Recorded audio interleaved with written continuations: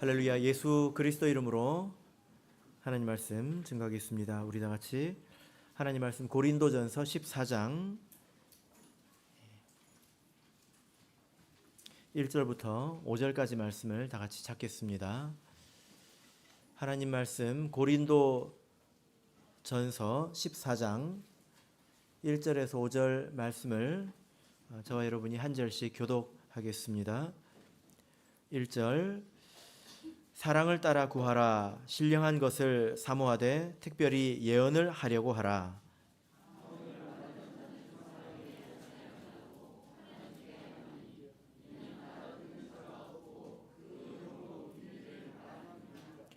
그러나 예언하는 자는 사람에게 말하여 덕을 세우며 권면하며 안위하는 것이요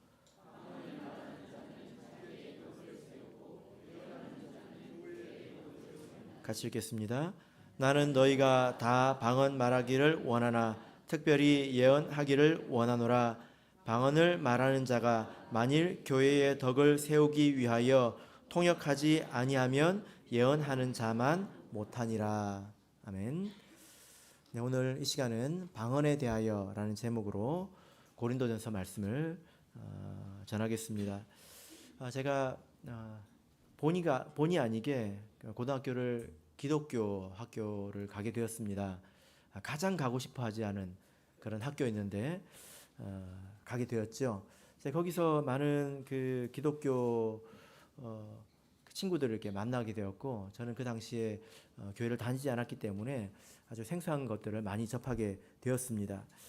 근데 기억나는 것 중에 하나 이야기는 뭐냐면, 그때 당시에 그 제 친구들이 뭐 이 교회 저 교회 있지 않았겠습니까? 특별히 그때 순복음교회에 다니는 친구가 한 명 있었는데, 그 친구가 아주 그 자랑스럽게 뭐라고 말을 했냐면, 우리 교회 사모님은 프랑스 방언을 하신다. 그리고 영국 방언도 하신다.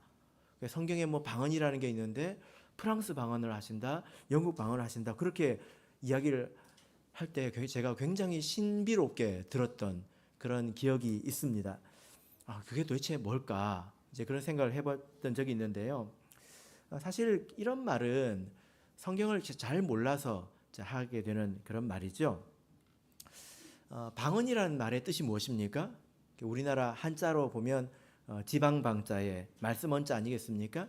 다른 말로 하면 이 방언은 사투리를 말하는 거죠. 그죠? 예, 어느 지방 사투리를 말하는 거죠. 그럼 프랑스 방언은 뭘까요? 프랑스어죠. 불어. 그죠? 예, 그러면 영국 방언은 뭘까요? 영어겠죠. 그죠? 그래서 그러면 우리 교회 사모님이 프랑스 방언을 성령을 받아서 프랑스 방언을 한다, 또 영국 방언을 받았다라고 하면 그분이 정말로 불어를 할 수 있게 되었고 영어를 할 수 있게 된 것일까요? 그 말은 또 아니거든요. 그러니까 자기가 하는 말이 무슨 말인지 알지 못하고 지금 말을 하고 있다라는 것입니다. 스스로 그렇게 말을 하게 되면 오리무중에 빠지게 되죠. 제가 그 이전 교회에서 목회할 때 어떤 분이 오셔가지고 이제 저하고 교리 상담을 좀 한 적이 있었는데, 이분도 방언에 대해서 의문이 많이 있었습니다. 그래서 자기가 그 예전 아주 오래전에 어떤 교회에서 신앙생활을 할 때 자기 교회 집사님이 중국 방언을 받았다라는 이야기를 이렇게 해가지고 자기가 되게 궁금했대요. 그래서 그 집사님이 항상 새벽기도에 오시는 분이기 때문에 이제 자기가 그 옆에 꼭 붙어가지고 기도하는 척하면서 그 소리를 계속 들어봤다고 합니다. 그 재밌는 거는 그분이 이제 젊었을 때니까 새벽에 일어나기 힘들잖아요. 그래서 교회에서 잤대요. 그래서 교회에서 자라고 의자가 이렇게 길지 않습니까? 누워 자라고. 예, 누워 자고 새벽에 와서 옆에 앉아서 며칠을 들어봤대요. 그런데 며칠 들어보니까 자기는 중국어를 못하지만 중국어가 아니라는 건 알겠더랍니다. 예, 틀림없이 중국어가 아니고 어느 정도 또 패턴이 계속 또 이렇게 알아들을 수 없는 어떤 말이 하여튼 중국어랑 발음 비슷한 것 같은데 중국어는 아닌 어떤 말이 계속 이제 반복되더라. 그런데 분명히 중국어는 아니라는 것입니다. 그러니까 되게 자기가 혼란스러웠다. 뭐 그런 이야기를 했던 기억이 납니다. 원래 그 한 뭐 2, 30년 전만 해도 우리 한국에서 방언 그러면 이단 소리 듣기가 참 좋았고, 그리고 순복음 교회의 전유물인 것처럼 많이 여겨졌죠. 그죠? 근데 지금은 그렇지 않습니다. 방언을 말하지 않는 교회가 없고, 심지어 천주교도 방언을 하는 사람들이 있어요. 예, 수녀님도 방언을 하는 그런 사람들이 있습니다. 그러니까 굉장히 혼란스러운 그런 이제 문제가 되어버렸다라는 것입니다. 그러다 보니까 제가 여러 다양한 사람들을 이렇게 만나서 이 사람들은 방언에 대해서 어떻게 이해를 하고 있나 이렇게 들어보면 아주 다릅니다. 사람마다 아주 다른 생각을 다양하게 많이 가지고 있는 것을 볼 수가 있습니다. 가장 대표적으로 어떤 오해가 있냐면 방언은 은사이다, 이런 생각. 방언의 은사 이런 표현을 많이 쓰는데, 이것은 고린도전서 12장을 통해서 이렇게 생각을 하는 거죠. 그런데 이 은사는 드러내놓고 말은 하지는 않지만 이런 생각이 있습니다. 그게 뭐냐면 고린도전서 12장을 보면 여러 가지 은사가 있거든요. 병고침의 은사가 있고, 예언의 은사도 있고, 영분별의 은사도 있고, 뭐 그렇단 말이에요. 근데 그 은사보다는 좀 후순위에 있는 은사이다, 이런 관념이 있습니다. 그러니까 다른 은사들은 뭔가 좀 분명하고 확실하잖아요. 병고침, 뭐 예언, 영분별 이런 것들은 분명하지 않습니까? 근데 방언은 뭔가 좀 아리까리하거든요. 그죠? 예, 뭔가 좀 모호한 면이 있다라는 것입니다. 그래서 방언은 은사이다. 그리고 좀 비교적 후순위에 있는 좀 가장 보편적인 그런 은사이다.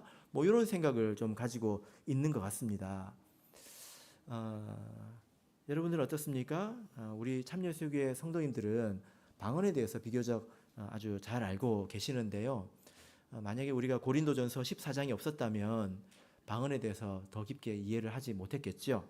자, 그래서 오늘 이 고린도전서 14장 말씀과 또 성경 여러 군데에 있는 말씀을 통해서 방언에 대해서 같이 생각해보고 또 정리해보는 시간을 갖도록 하겠습니다. 자, 고린도전서 14장에서 갑자기 방언이 나왔습니다. 그런데 어떤 맥락이 있지 않겠습니까? 이때 지금 방언을 말하는 이유가 있지 않겠습니까? 그게 뭐냐면은 12장부터 시작이 되는데, 고린도 교회는 신앙적으로 대단히 성숙한 교회는 아니었습니다. 좀 문제가 많고, 그래서 바울 사도의 마음을 아프게 하는 그런 이제 교회였죠. 그 중에 고린도 교회의 좀 뿌리 깊은 병폐라고 할 수 있는 것이 뭐냐면, 그 사람들은 자랑하기를 좋아했습니다. 세상적인 것들, 또 육신적인 것들, 그리고 신앙 안에서 하나님께 받은 것들조차도 자랑하고 다른 사람과 키재기를 하고 드러내는 걸 좋아했다는 거예요. 그러니까 고린도 교회에 여러 가지 성령의 충만을 통해서 여러 가지 은사들이 있었는데 그걸 가지고도 우열을 이렇게 논했다는 것입니다. 내가 더 높다, 내가 더 낫다, 이런 이야기를 했다는 것입니다. 그래서 고린도전서 12장에서 여러 가지 은사를 이야기를 하죠. 그죠? 여러 가지 은사를 이야기하면서 이것은 다양하지만 한 성령에서 나온 것이다. 그리고 한 몸을 섬기라고 하나님이 주신 것이다. 은사에 대해서 이야기를 합니다. 그런데 그 중에 최고의 은사가 무엇입니까? 은사 중에 최고의 은사가 무엇입니까? 사랑이죠. 13장입니다. 왜 갑자기 13장에 사랑이 나옵니까? 하도 자랑을 하고 키재기를 하니까 아무리 너희들이 은사가 있고 능력이 있고 하더라도 사랑이 없으면 아무 의미가 없다, 그렇게 이야기를 하는 거거든요. 사랑이 없으면 아무것도 아니다, 이렇게 말을 하고 있는 것입니다. 이것이 결론이죠. 그런데 14장에서 방언에 대해서 이야기하고 있는 것은 특별히 이 방언으로 인한 혼란이 심했기 때문입니다.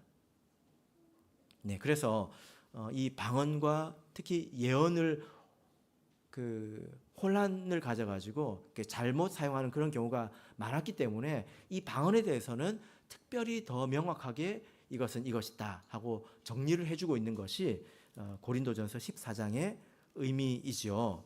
그래서 결론이 무엇이냐면, 자, 우리 14장 40절을 보시겠습니다. 14장 40절, 자, 읽어볼까요? 읽겠습니다. 시작. 모든 것을 적당하게 하고 질서대로 하라. 그래서 이 방언에 관한 그 질서를 잡고 있는 그런 장이 바로 14장이다. 이런 맥락에서 방언에 관한 말씀이 등장했다라는 것입니다. 자, 그러면 우리 14장 서두에 있는 말씀을 통해서 그럼 방언이라는 게 무엇이고 또 이것은 어떤 특징이 있고 어떻게 사용해야 되는지 우리 같이 살펴보도록 하겠습니다. 자, 먼저 우리 2절부터 4절을 보겠습니다. 이 2절부터 4절이 방언에 관한 가장 기초적인 내용입니다. 자, 우리 2절부터 4절을 다시 한번 천천히 읽어보겠습니다. 시작. 방언을 말하는 자는 사람에게 하지 아니하고 하나님께 하나니 이는 알아듣는 자가 없고 그 영으로 비밀을 말함이니라. 그러나 예언하는 자는 사람에게 말하여 덕을 세우며 권면하며 아니하는 것이요 방언을 말하는 자는 자기의 덕을 세우고 예언하는 자는 교회의 덕을 세우나니. 자, 여기 보면 방언과 예언을 비교해서 가장 기초적인 정의를 하고 있습니다. 방언이 무엇입니까? 방언은 하나님께 말하는 것입니다. 방언은 누구에게 말하는 것입니까? 하나님께 말하는 것입니다. 방언을 하는 목적은 무엇입니까? 자기의 덕을 세우기 위한 거예요. 이것은 자기의 신앙, 자기의 믿음을 세운다는 그런 의미죠. 그죠? 자, 반면에 예언은 누구에게 하는 것입니까? 사람에게 하는 거죠. 그죠? 3절에 보면 예언하는 자는 사람에게 말하여 덕을 세운다 할 때 이 예언을 말하는 목적은 무엇입니까? 교회의 덕을 세우기 위해서 그렇다는 것입니다. 그러니까 방언은 자기를 위해서 하는 것이고 자기가 하나님께 말하는 것입니다. 그런데 예언은 사람에게 말하여서 우리 성도들의 믿음을 세우는 것이라는 겁니다. 이런 면에서 방언과 예언은 완전히 반대면에 있는 거죠. 그죠? 자, 방언은 은사이다 라고 말을 할 때 이 말이 틀린 말은 아닌데요.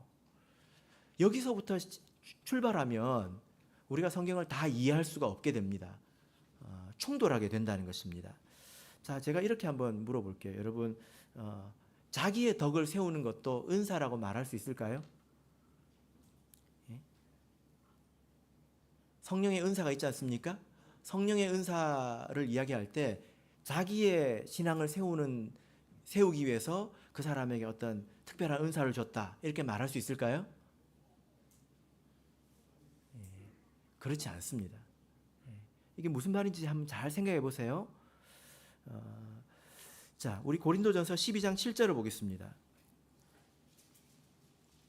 고린도전서 12장 7절.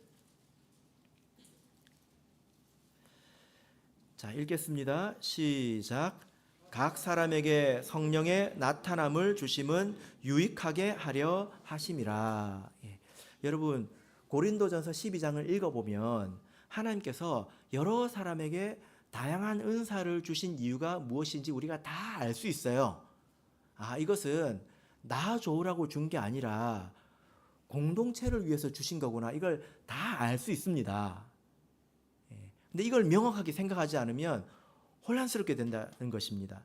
여기 보면 유익하게 하려 하심이라 이렇게 말씀을 하고 있는데 이 그 유익하다, 유익이라는 이 단어를 이렇게 원문으로 살펴보면 이것은 함께 옮기다 이런 뜻입니다. 쉼페로 해가지고 함께 옮기다.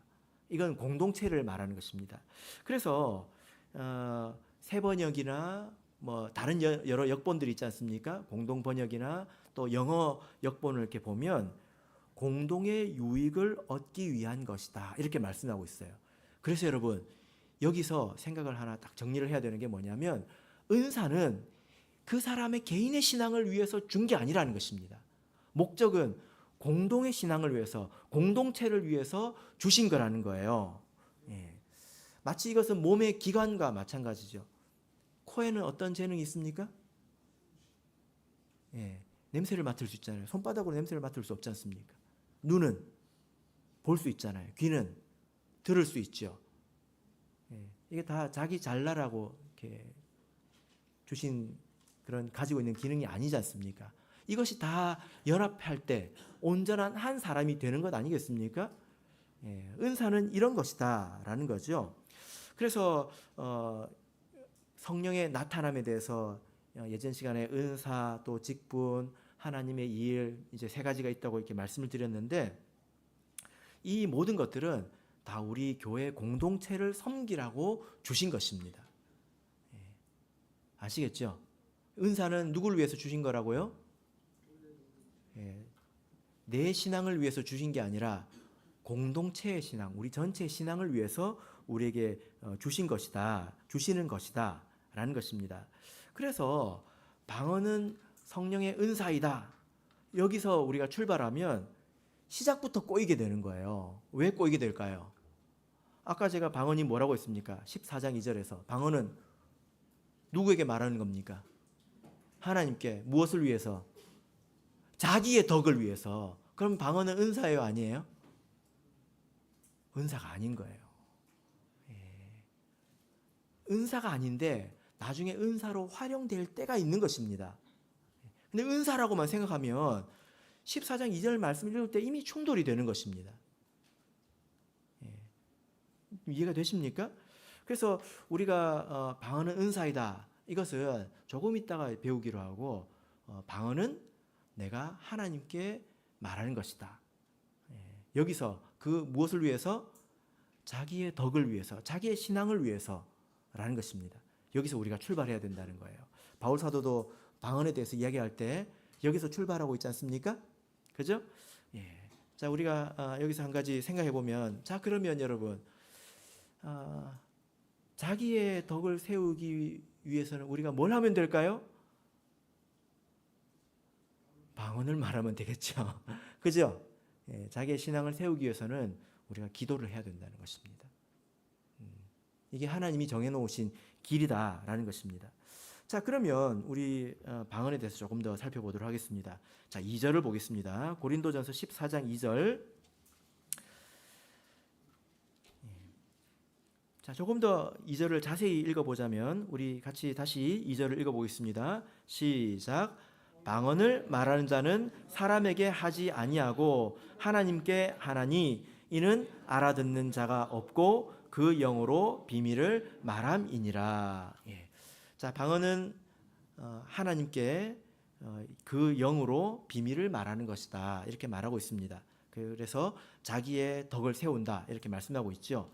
자, 그런데 여기 보면 그 영으로 비밀을 말함이니라 이렇게 하고 있는데, 그럼 이 그 영은 누구의 영을 말할까요? 방언을 말하는 자는 하나님께 말하는 것인데 이건 알아듣는 자가 없다. 그래서 그 영으로 비밀을 말하는 것이다. 이렇게 말씀하고 있습니다. 그 영은 누구의 영을 말할까요? 1번 나의 영, 2번 성령. 무엇일까요? 예. 원문으로는 식별이 가능한데요. 14절을 읽어도 이해를 할 수가 있습니다. 예, 자, 14장 14절 읽어보겠습니다. 예, 아주 용감하게 틀리신 분이 계셔가지고 14절 다시 읽어보겠습니다. 시작. 내가 만일 방언으로 기도하면 나의 영이 기도하거니와 나의 마음은 열매를 맺히지 못하리라. 예, 아까 누가 용감하게 틀려서 제가 좀 당황했습니다. 좀 짧게 말씀하시지. 예. 그 영으로 비밀을 말한다 할 때 그 영은 나의 영을 말합니다. 그래서 원문을 보면 사실 그 자가 없어요. 정관사가 없습니다. 그래서 괄호를 쳐야 합니다. 영으로 비밀을 말한다 할 때 그 영은 누구의 영입니까? 예, 나의 영이다라는 것입니다. 아시겠죠? 그래서 방언을 말하는 것은 나의 영이 말하는 것이다. 이렇게 생각하시면 되겠습니다. 자, 그래서 14장 14절을 보면 우리가 이 말씀을 보면 내가 방언으로 기도하면 내 영이 기도하는 것이구나. 그런데 내가 방언으로 기도하면서 내 마음으로 기도하지 않으면 내 마음이 열매를 맺히지 못하는구나. 이걸 알 수 있어요. 자, 그래서 영으로 기도하는 것과 마음으로 기도하는 것은 좀 다르다는 것입니다. 그죠? 보통 우리는 뭐 마음이나 영이나 비슷하게 쓰지 않습니까? 육체와는 다른 어떤 본질적인 것, 이 속에 있는 것, 보이지 않는 것, 이런 생각을 가지고 말을 하지 않습니까? 근데 마음과 영은 다른 거예요. 그래서 방언으로 기도하면 내 영이 기도하는 것이고, 그러면서 내 마음은 기도하지 않을 수 있다는 것입니다. 어떻게 하면 이게 될까요? 딴 생각하면 되겠죠. 그죠? 이렇게 한번 생각해 보세요. 여러분 주기도문 아주 잘하시죠? 여러분 주기도문 하면서 딴 생각할 수 있습니까? 예. 우리가 뭔가 외울 때 잘 안 외워지니까 처음에는 엄청 집중해야 돼요. 하늘에 계신 우리 아버지요. 마음을 다해서 생각을 되새겨가면서 해야 됩니다.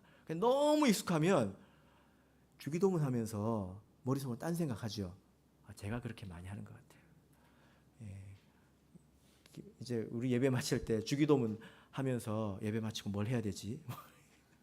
머릿속으로 막 이제 생각이 돌아가면 갑자기 제가 이상한 말을 하기도 합니다. 혹은 안 틀리기도 합니다. 그런 건 어떤 경우입니까? 내 입이 기도하고 내 마음은 기도하지 않는 거죠. 그죠? 그래서 방언으로 기도하면서 내 마음속으로 드라마를 생각하고 또 집에 가서 뭔 일을 해야 될까? 이런 생각을 한다면 영으로 기도하고 마음으로는 기도하지 않는 것이 된다는 것입니다. 그렇게 말씀하고 있죠? 예. 자, 그리고 방언에 대해서 보자면 2절을 다시 보시면 방언으로 우리가 말을 할 때 무엇을 말하는 것입니까? 우리의 비밀을 말하는 것이다. 내 마음의 비밀을 말하는 것이다. 그러나 그것을 다른 사람은 알아들을 수 없다. 이렇게 말씀을 하고 있습니다. 그래서 여러분, 우리가 방언에 대해 생각할 때 프랑스 방언, 뭐 중국 방언 이런 말은 말 자체가 되지 않습니다. 방언은 본래 알아들을 수가 없는 거예요. 그죠? 근데 보면 알아듣는 경우가 성경에 보면 또 있지 않습니까? 근데 그거는 그대로 우리가 따로 그 본문을 봐야 합니다. 조금 이따가 좀 보도록 하겠습니다. 그것은 이제 잘 이해하지 못해서 그렇게 말하는 거죠. 방언은 사람이 알아들을 수 없는 그런 언어라는 것입니다. 그래서 우리가 방언으로 기도하는 것이 좋죠.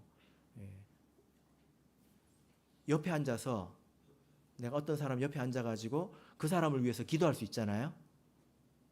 그죠? 만약에 내가 한국말로 기도를 이렇게 해야 된다면 이 사람이 되게 신경 쓰이지 않겠습니까? 그죠? 남편 옆에서 남편을 위해서 기도할 수 있다는 것입니다. 하나님, 이 인간이 정신 차리게 해주십시오. 이렇게 기도할 수 있다는 거예요. 네. 자, 3절을 보겠습니다. 이 방언과 예언의 차이를 이렇게 말씀을 하고 있는데, 자, 3절 보겠습니다. 자, 3절 같이 읽어보겠습니다. 시작. 그러나 예언하는 자는 사람에게 말하여 덕을 세우며 권면하며 아니하는 것이요. 반면에 예언은 어떻습니까? 다르죠.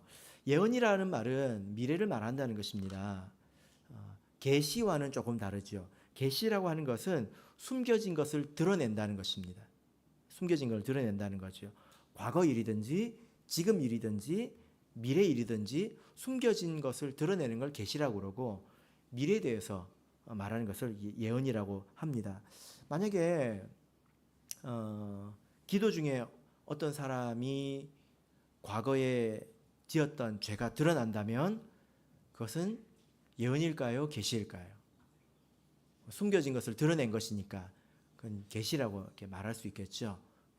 그래서 예언이 계시일 수 있지만 그러나 항상 같은 것은 아니라는 것입니다. 성경을 보면 예언에는 여러 종류의 예언이 있는데 크게 이제 두 가지로 나눠보자면 성경이 쓰여진 것과 같습니다. 하나님께서 사람들을 통해서 성경을 쓰실 때에 크게 두 가지 방법이 있는데 하나는 받아쓰게 하는 것입니다. 이것을 보통 기계적으로 받아쓰게 한다라고 이렇게 표현을 이렇게 하는데요. 예를 들면 성경의 10계명이 그와 같은 거죠. 하나님께서 직접 친수로 적어서 이렇게 주시지 않았습니까? 또 한 가지는 이거보다는 비교적 간접적인 방법으로 하나님께서 그 뜻을 드러내실 때가 있습니다. 어떤 사람에게 깨달음을 주시고 그 사람에게 경험을 주시고 또 혹은 마음에 감동을 주셔서 그 사람이 스스로 자기의 믿음으로 말하게 하는 것입니다. 거기에 성령의 그 뜻이 하나님의 뜻이 깃들어 있다라는 거죠. 그렇게 해서 성경을 기록했다는 것입니다. 그래서 뭐 예를 들어서 신약 성경에 있는 많은 편지서들이나 이런 것들은 바울 사도가 쓴 것입니다. 그 사도들이 쓴 것이죠. 그러나 하나님께서 그 사람의 마음에 이미 감동하셨다는 것입니다. 예언도 마찬가지이죠. 예언도 때로는 직접적으로 하나님께서 너는 이 말을 하라 라고 말하시기도 합니다. 그런 때도 있죠. 그러나 어떤 때가 더 많을까요? 하나님께서 그 사람에게 믿음을 주시고 깨달음을 주셔서 그 사람이 스스로 믿음의 말을 하게 하는 것입니다. 그것이 하나님의 말이 되는 거죠. 이것이 바로 예언입니다. 이 예언은 자기의 덕을 세우기 위한 것이 아니라 교회의 덕을 세우기 위해서 나의 비밀을 말하는 게 아니라 하나님의 비밀을 말하는 것입니다. 그래서 방언과 예언은 아주 다르다는 것입니다. 이해되시죠? 그런데 이런 면에서 무지하면 어떤 일이 생길까요? 내 방언은 아주 유창하다 해가지고 이렇게 앞에 나와가지고 설교를 방언으로 하려고 하는 사람들이 있었을까요? 없었을까요? 자기 방언이 유창하다 이렇게 말하는 사람이 있었을까요? 없었을까요? 고린도전서 14장을 보면 그런 사람들이 있었던 것 같아요. 이게 우리가 이해할 수 없지만 그런 방언과 예언을 혼동하는 그런 사람들이 있었다는 것입니다. 그래서 질서를 잡고 있는 거죠. 자, 그래서 이 방언과 예언은 이렇게 다르다라는 것입니다. 자, 우리가 성경에서 이렇게 방언이라고 하는 이 단어를 이렇게 한글로 찾아보면 많은 성경 구절이 등장하는데 실제로는 이게 원문으로 보면 사실 두 글자가 있습니다. 이것은 여러분 여러 번 이제 들어보셨을 텐데요. 한국어로는 다 방언이라고 되어 있는데 원문도 그렇고 영어 성경도 보고 그러면 글자가 사실은 두 가지입니다. 이게 구분이 돼야 되는데 한글 성경에서는 다 방언이라고 되어 있으니까 이제 혼란이 생긴다는 거예요. 그래서 우리가 방언에 대해서 우리가 연구를 해보고 좀 제대로 알아보려면 적어도 영어 성경을 보고 이게 무슨 글자인지 구별을 해가면서 해야 합니다. 이 두 가지 글자가 뭐냐면 하나는 글로사라고 해가지고 혀라는 뜻이 있습니다. 영어로 하면 tongue이 되겠죠. 근데 이 혀라는 뜻에도 언어라는 뜻도 있어요. tongue이라는 뜻에도 언어라는 뜻이 있습니다. 그래서 모국어라는 단어 있죠? 모국어. 엄마의 나라의 말. 모국어를 미국에서는 미국 영어로는 뭐라고 할까요? 엄마 혀라고 합니다. mother tongue 이렇게 이야기를 하죠. 언어라는 뜻도 있습니다. 자, 그래서 이 글로사는 영어 성경을 보면 tongue이라고 번역이 되어 있고 그리고 그러나 우리 성경에는 다 방언이라고 번역이 되어 있죠. 중국어 성경을 보면 이 tongue 이거는 글로사는 영언 이렇게 번역이 되어 있는 부분이 있습니다. 구별이 되어 있죠. 자, 그러면 이 글로사는 알아들을 수 없는 말인데 이것이 우리에게 어떻게 오게 되었을까? 왜 이런 것이 생기게 되었을까? 우리가 그 근원을 한번 찾아보도록 하겠습니다. 좀 이상하지 않습니까? 하나님 왜 이렇게 이상한 말로 기도를 하게 하셨을까? 단지 옆 사람 알아듣지 못하라고 이렇게 하셨을까요? 그래서 교회에 처음 와서 잘 모르면 좀 거부감이 느껴지기도 하고 좀 부끄럽기도 하고 굉장히 낯설지 않습니까? 이상한 것 같기도 하고. 하나님 왜 그러셨을까요? 자, 우리 성경에서 답을 찾아보자면 우리 21절을 참고해 볼 수 있습니다. 고린도전서 14장 21절. 고린도전서 14장 21절. 자, 읽겠습니다. 시작. 율법에 기록된 바 주께서 가라사대 내가 다른 방언하는 자와 다른 입술로 이 백성에게 말할지라도 저희가 오히려 듣지 아니하리라 하였으니. 자, 이 말씀은 이 전후를 읽어보면 방언은 여기에서 왔다고 지금 바울 사도가 이야기하고 있는 거예요. 예수님께서 이 땅에 오신 것이 뜬금없는 일은 아니었지 않습니까? 사실 구약에 보면 예언이 다 있었잖아요. 그래서 오리라 한 그 예수님께서 오신 것 아니겠습니까? 모르는 사람 입장에서는 뜬금없이 오신 것처럼 느껴지죠. 방언도 마찬가지라는 거예요. 방언도 구약 성경에 예언이 있다는 것입니다. 방언이라는 것에 대해서 그거를 바울 사도가 지금 율법에 기록된 바라고 말하고 있는데 이 내용이 이사야서 28장에 있습니다. 우리가 꼭 봐야 합니다. 이사야서 28장 11절을 보겠습니다. 그러면 하나님께서 이래서 방언을 만드신 것이구나 우리가 이해할 수 있습니다. 우리는 믿음으로 다 받아들이지만 그래도 우리가 그 근원을 알면 더 좋겠죠. 자, 이사야서 28장 11절. 자, 우리 같이 읽겠습니다. 시작. 그러므로 생소한 입술과 다른 방언으로 이 백성에게 말씀하시리라. 11절과 12절 말씀을 이렇게 버무려 가지고 바울 사도가 고린도전서에서 인용을 했습니다. 우리는 원문으로 가서 이제 읽어보면 되겠죠. 하나님께서 왜 이스라엘 백성에게 생소한 입술과 다른 방언으로 이 백성에게 말하려고 하실까? 그 이유가 무엇일까? 우리가 앞을 읽어보면 됩니다. 자, 9절 10절 읽어보겠습니다. 9절 10절 읽겠습니다. 시작. 그들이 이르기를 그가 뉘게 지식을 가르치며 뉘게 도를 전하여 깨닫게 하려는가? 젖떨어져 품을 떠난 자들에게 하려는가? 대저 경계에 경계를 더하며 경계에 경계를 더하며 교훈에 교훈을 더하며 교훈에 교훈을 더하되 여기서도 조금 저기서도 조금 하는구나 하는도다. 자, 여러분 10절 읽으시고 이해되시는 분 계십니까? 이게 무슨 말인지?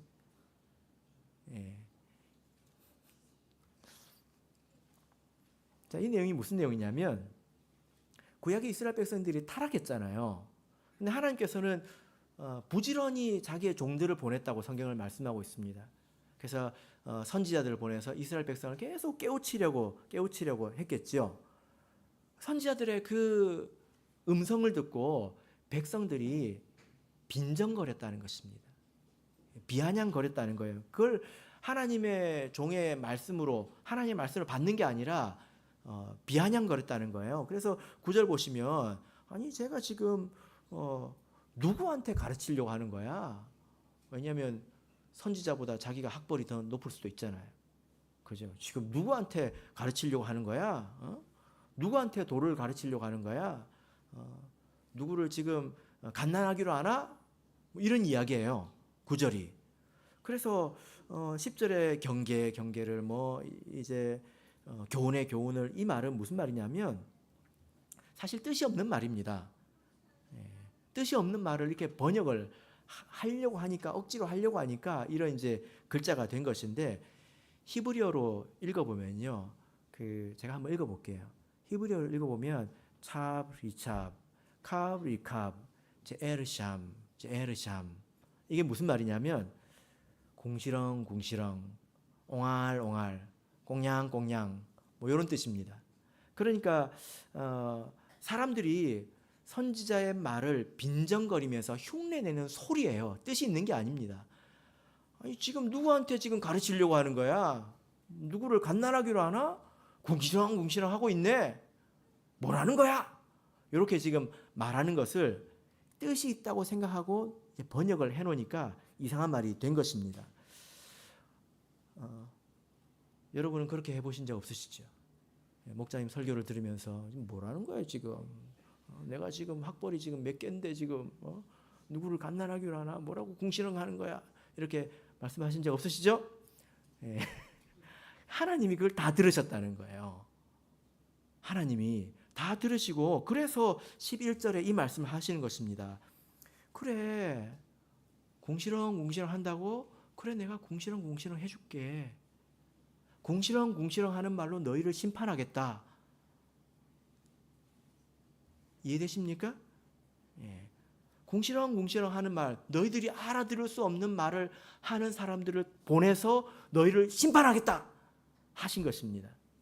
그게 누굽니까? 예.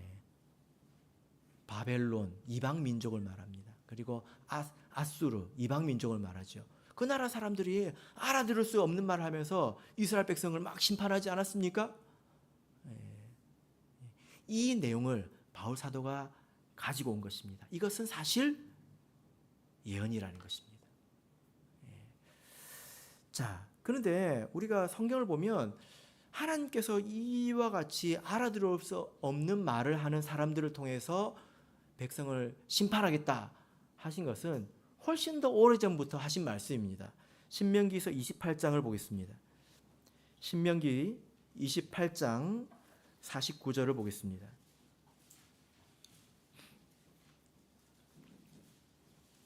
신명기 28장 49절 자, 읽겠습니다. 신명기 28장 49절 읽겠습니다. 시작. 곧 여호와께서 원방에서 땅끝에서 한 민족을 독수리의 나름같이 너를 치러 오게 하시리니 이는 내가 그 언어를 알지 못하는 민족이요. 예. 여러분 신명기가 언제 말씀입니까?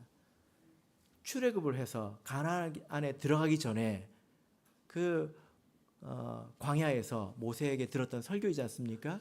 가나안에 들어가기 전부터 사사시대 전부터 여호수아 전에 그때 이미 하나님 말씀하셨다는 거예요. 근데 이 말씀이 나중에 성취가 되지 않습니까? 알아듣지 말을 못하는 알아들을 수 없는 말을 하는 아수르나 바벨론이 와가지고 이스라엘 백성을 공격해서 심판했잖아요. 그죠? 그래서 이 신명기의 말씀이 성취가 됐죠. 근데 그게 끝이 아니라는 것입니다. 바울 사도가 성령의 감동을 통해서 본 것은 아수르나 바벨론을 통해서 완전히 성취된 것이 아니라 나중에 오순절 성령 강림을 통해서 완전히 성취된 것이다. 이것이 우리가 아는 글로사, 방언까지 연결되는 것이다 하고 인용을 하고 있는 것입니다. 우리 마가복음 16장을 보겠습니다. 마가복음 16장 17절입니다. 마가복음 16장 17절 마가복음 16장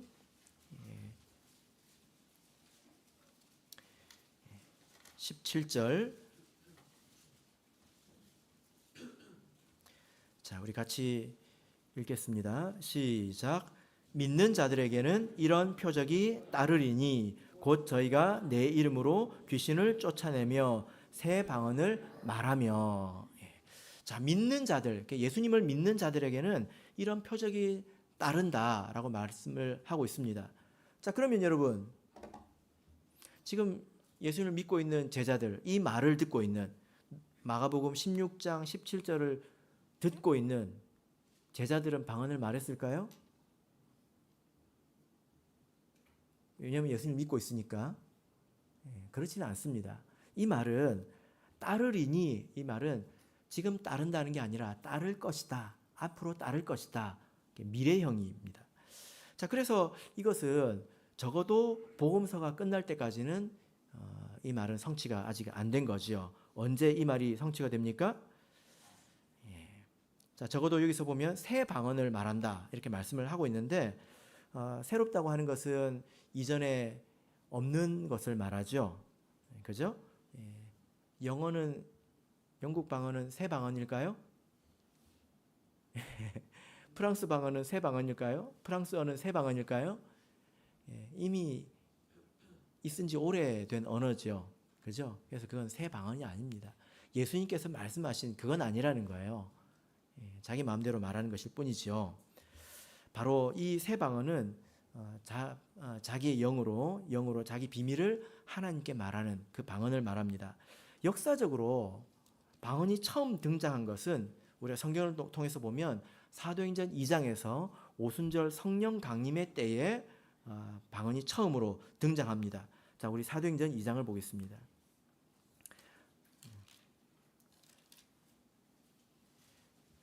사도행전 2장에서 오순절 성령 강림을 통해서 방언이 처음으로 시작이 되고 이제 계속됐겠죠. 근데 고린도전서에서 이제 이스라엘 고린도 성도들이 혼동을 하고 있으니까 바울 사도가 설명을 하고 있는 것입니다.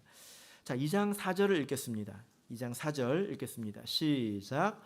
저희가 다 성령의 충만함을 받고 성령이 말하게 하심을 따라 다른 방언으로 말하기를 시작하니라. 바로 이 다른 방언이 새 방언이죠. 전혀 다르기 때문에 새 것이 되는 것입니다. 자, 여러분, 이렇게 다른 방언을 말하는 것은 일종의 심판입니다. 우리 아까 이사야서를 그래서 읽은 거예요. 제가 말씀드리기 전에 여러분이 한번 생각해 보세요. 하나님께서 이렇게 방언을 말하게 하신 것은 심판과 관계 있다는 것입니다. 왜 그럴까요? 이 방언을 어떤 사람은 알아들었습니다. 근데 본래는 알아들을 수 없는 거죠. 근데 어떤 사람은 알아들었어요. 그리고 어떤 사람은 알아듣지 못했습니다. 자, 5절을 보겠습니다. 5절부터 있는 내용을 보시면 그때 경건한 유대인들이 천하 각국으로부터 와서 예루살렘에 우거하더니 경건한 유대인들이 있습니다. 이 사람들은 이 이후의 내용을 보면 그 방언을 알아듣는 내용이 나옵니다. 원래 알아들을 수 없다고 했잖아요. 바울 사도가 방언은 알아들을 수 없는 것이다 라고 시작했지 않습니까? 근데 여기서 왜 알아들었을까요? 이 일이 특별한 일이에요. 일반적인 일 속에 특별한 것이 섞여 있다는 것입니다. 그래서 이 내용은 조금 이따가 이제 보도록 하고요. 근데 어떤 경건한 사람들은 들었다는 거예요. 그런데 모든 사람이 다 들었습니까? 13절을 읽어보겠습니다. 13절. 자, 읽겠습니다. 시작. 또 어떤 이들은 조롱하여 가로되 저희가 새 술이 취하였다 하더라. 근데 어떤 이들은 조롱했다는 것입니다. 무엇을요? 방언 말하는 것에 대해서 조롱했다라는 것입니다. 자기가 지금 무엇을 조롱하고 있는지 알고 조롱했을까요? 몰랐겠죠. 사실 이 사람들은 자기가 구원 얻을 수 있는 그런 길을 지금 조롱하고 있는 것입니다. 이게 심판이라는 것입니다. 만약에 이 사람들이 이 술 취하였다고 조롱한 상태로 죽었다면 하나님 앞에 가서 모든 것을 다 알고 나서는 굉장히 놀랐겠죠. 내가 그때 도대체 무엇을 알고 뭐라고 말을 한 것인가 하고 굉장히 놀랐을 것입니다. 하나님께서 이렇게 하신 것은 다 이제 맥락이 통하는데요. 구약의 백성들이 선지자를 조롱했습니다. 궁시렁궁시렁 거린다고 했습니다. 그런데 바리새인들이 예수님께 그러지 않았습니까? 바리새인들이 예수님의 말을 받아들인 게 아니라 계속 비판하고 조롱하지 않았습니까? 그러니까 정말로 알아들을 수 없는 말로 백성들을 심판하신 것입니다. 그래서 정말로 알아들을 수 없는 말을 하는 백성이 이제 나타났다는 거예요. 그러나 이 사람들은 평상시는 언어를 말하지만 이제 기도할 때는 방언을 말한다는 것입니다. 이것이 심판과 같다는 것입니다. 방언이 등장했다고 하는 것은 육신적으로 그 사람들을 죽이지는 않았지만 영적으로는 심판한 것과 같다는 것입니다. 왜냐하면 그것을 받아들이지 않는다면 이제 심판을 받는 것과 같기 때문이죠. 자, 5절부터 있는 내용을 그러면 왜 알아들었는가 이 어떤 과정을 통해서 알아들었는가, 이 내용을 간단히 보고 마치도록 하겠습니다. 예. 우리가 이 말씀을 잘 살펴보면 성령을 받으면 방언을 말한다는 걸 알 수 있고요. 근데 방언은 때로 특별히 통역될 수 있다는 것도 우리가 알 수 있습니다. 이렇게 때로 특별히 통역되는 것이 바로 고린도전서 12장에 있는 방언의 은사이죠. 그죠? 근데 이 두 가지가 섞여서 나오기 때문에 헷갈린다는 거예요. 자, 그래서 그 5절부터 보시면 이제 방언 이렇게 나오는데, 아까 말씀드린 것처럼 원문으로 보면 어떤 것은 글로 쌓이고 어떤 것은 뭐 언어, 사투리라고 번역할 수 있는 디알렉토스입니다. 글자가 다릅니다. 근데 다 방언으로 번역했기 때문에 우리가 아무리 한글로 보면 이제 보고 이해를 하려고 해도 잘 이해가 되지 않습니다. 그래서 정리해서 좀 말씀을 드려보도록 하겠습니다. 제가 지금부터 방언이라고 말하면 성령을 받아서 말하는 그 방언, 알아들을 수 없는 말이고요.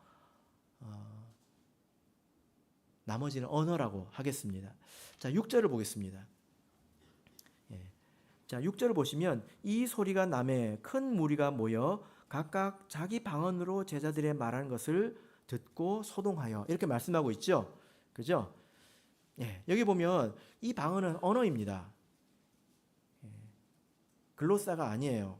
그래서 6절을 한글로 보면 정말 오해하기가 쉽게 되어 있는데 어떻게 읽혀지십니까? 각각 자기들의 언어로 제자들이 말했다. 그걸 들었다. 이렇게 읽혀지죠? 그죠? 근데 그렇지 않아요. 어떻게 되어 있냐면 제자들이 말하는 것을, 무엇을 말했다고 하는 목적어는 없습니다. 제자들이 말을 했는데 그것을 각각 자기의 언어로 들었다. 이렇게 되어 있습니다. 이건 완전히 다른 거죠. 그죠? 그렇게 이해를 하셔야 합니다. 원문을 보면 그렇게 되어 있습니다. 자, 8절을 보시면 이해가 되십니까?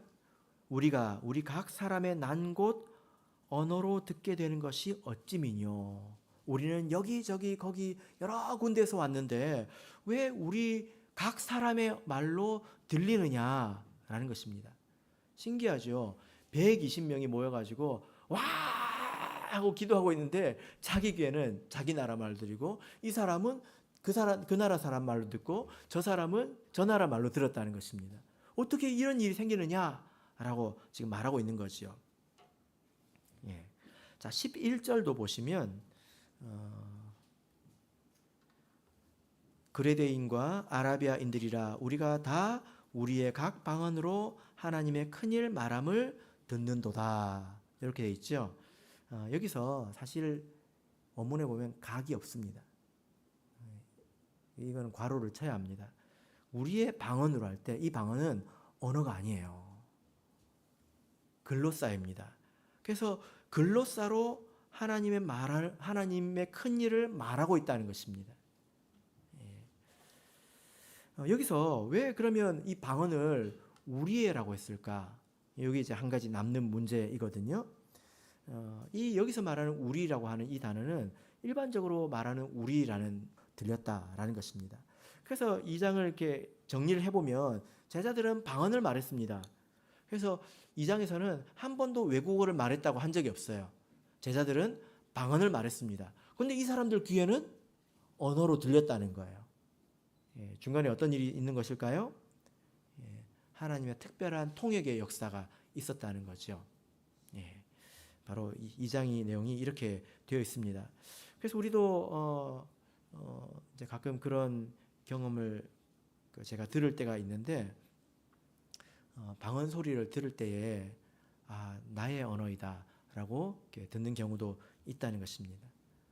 우리에게 속한 언어이다라고 듣는 때가 있다라는 것입니다. 자, 오늘 여기까지 한번 간단하게 정리를 해보겠습니다. 방언을 시작할 때 12장에서 은사다라고 시작하면 이해가 안 되는 것들이 너무 많아요.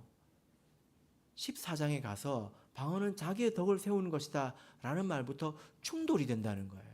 거기서부터 출발하면 안 됩니다. 방언은 성령을 받을 때 성령을 받은 증거로서 방언을 말하게 되는 것입니다.